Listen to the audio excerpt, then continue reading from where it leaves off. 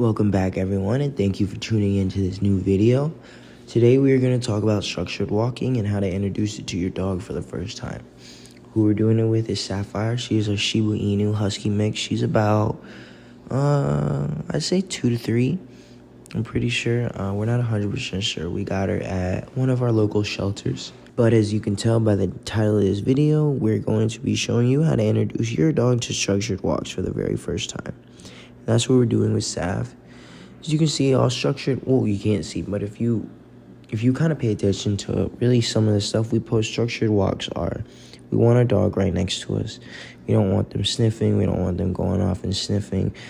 We want them just right next to us. They don't need to be in a focus heel or anything, but they need to be focused on us. So if you see Annie does stop, or she'll do 180s, which is where she turns around and goes the completely other direction, and your dog or Sapphire is supposed to do the same. She's not supposed to have our eyes on us constantly, but she's supposed to at least be aware of where we're going. You'll see by the end of this video, really the two techniques that we are using, you're going to see it just have a good effect on Sapphire. She's going to start getting the hang of it. No, we don't use treats. We don't use like an e-collar or a prong collar. We literally just use a slip lead and a clicker. Now, I know a lot of people might not like that, but that's really just what we do. We don't really use treats a lot unless we really have to, especially when they're older. We use treats for puppies just to, create a good foundation and a positive experience for everything. But other than that, yeah, we really don't use stuff like that. Now, as you can see, when we're walking, Sapphire is not with Annie. Now, the first thing that she just did right now was 180s. And as you can see, she does get tangled up, and it's really kind of difficult at first. But we keep doing this when we get the hang of it. The whole point of the 180s is when she's not focused on us, or we see that she's kind of getting in front of us, we turn around and go the completely other direction.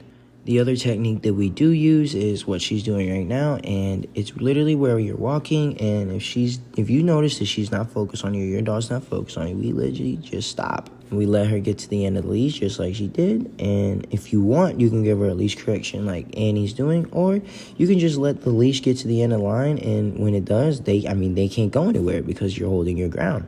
And as you can see, the 180s, we just did the 180s, and she's doing turns completely good. So we're going to give her some love. We're going to reward her. We're going to do clicker. We're going to give her some pets because that's what she loves, and that's what makes her respond a little bit better, if that makes sense. I don't know if my words were correct about that, but I really hope that makes sense. Now, if you notice, one time after her doing it well does not cut it. We still do the stops. We still do the 180s because she is not fully aware of how the structured walks go. Because we can't communicate to her with our words. We have to show her with our actions. We're just going to keep doing this. And the reason why I'm saying that is because you're not going to get this the first time. If you do, congratulations, but most people are not. So the reason why I'm saying that is you just need to have patience. You don't want to yell at your dog. You don't want to get mad at your dog. You don't want to do none of that. What you want them to do is you want them to understand that being right by your side is the best place to be. Being at a heel, it's your safe spot, just like the cage. And that reason right there is really why we don't use treats, because we don't want them to expect treats every single time they stay near us. We're trying to create a positive and a neutral mindset, once again, as you hear us mention all the time. And that's really why we don't use treats, is because we're not trying to create a lot of excitement. We're trying to create a neutral, calm mindset so we can have a neutral and calm walk. And as you can see, the 180s and the stops are starting to work, because look at that.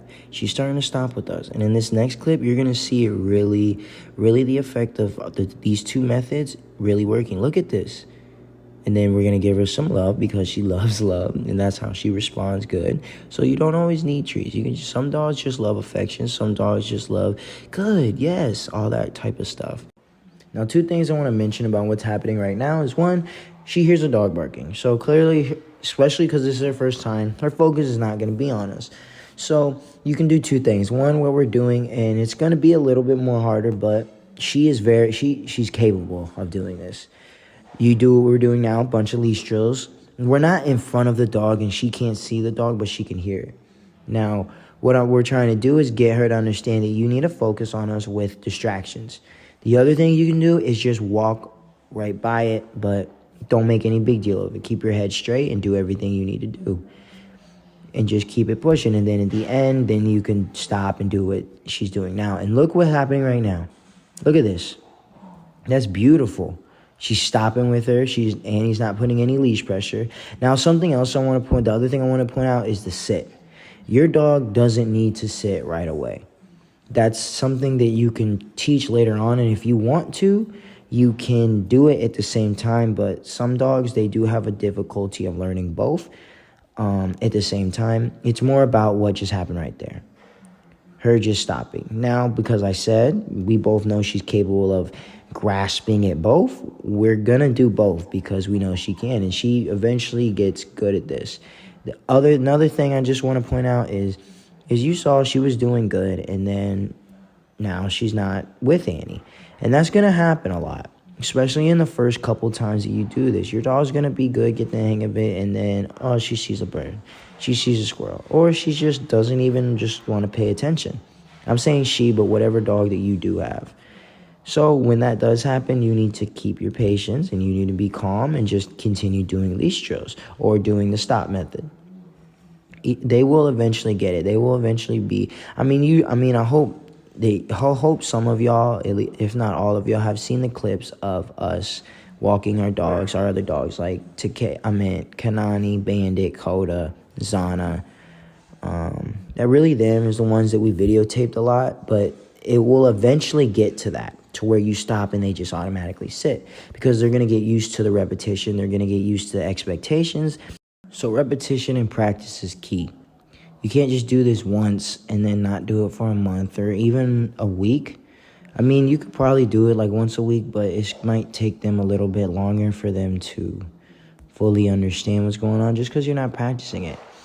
Another thing I want to say is a lot of people are going to have a problem with not letting your dog sniff, and they're going to ask, when does your dog use the bathroom? One, we have a yard. So what we do is before we let them out, before we take them on a walk, we let the ones that we take on a walk out, let them go to the bathroom, let them do their business.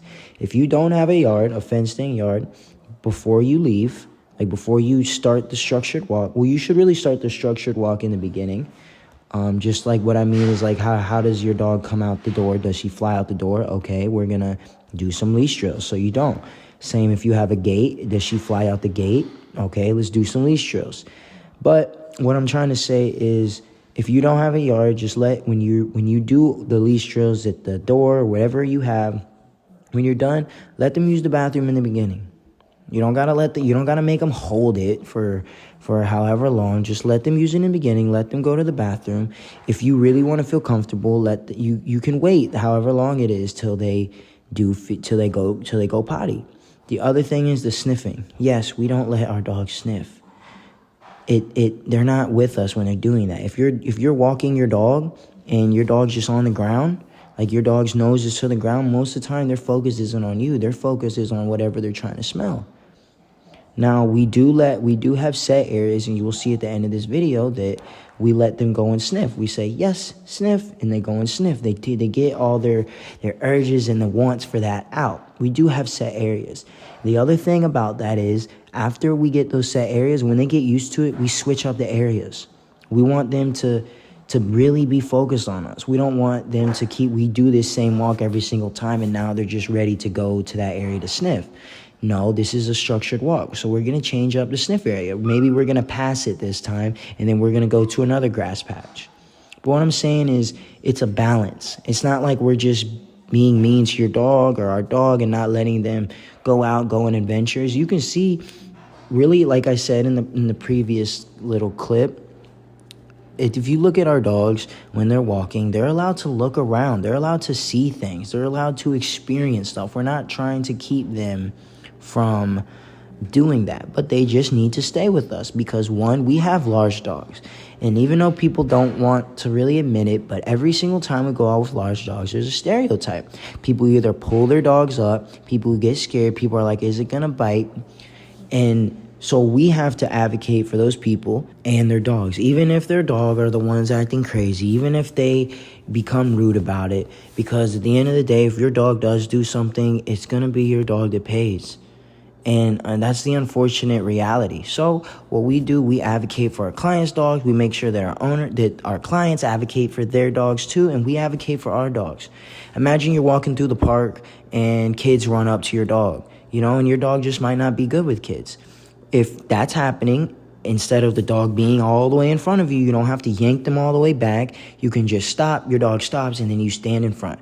Same thing with if an off-leash dog's approaching.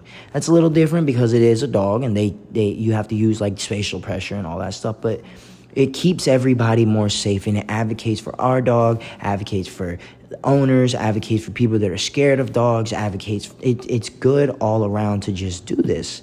That's another reason why these structured walks are very important. Because a lot of people, even though there are a lot of people that love dogs out there, there's also the other side of the train tracks. A lot of people don't like dogs. A lot of people don't like large dogs.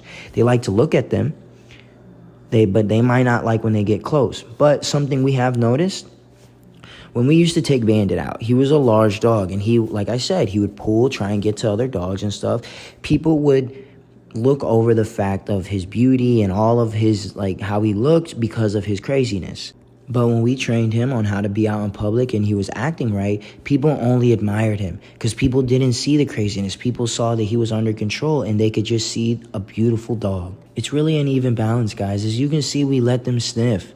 We're not keeping them away from what's natural to them. We just do it under our control, because if not, they're going to make that choice, and then they're going to think that they can choose what to do whenever they want. And it might be a bad behavior. So I really hope this helped y'all understand why we do structured walks. This is really going to wrap up the video. Please like, comment, subscribe. Let us know what other type of videos you want to see. And thanks for watching, everyone.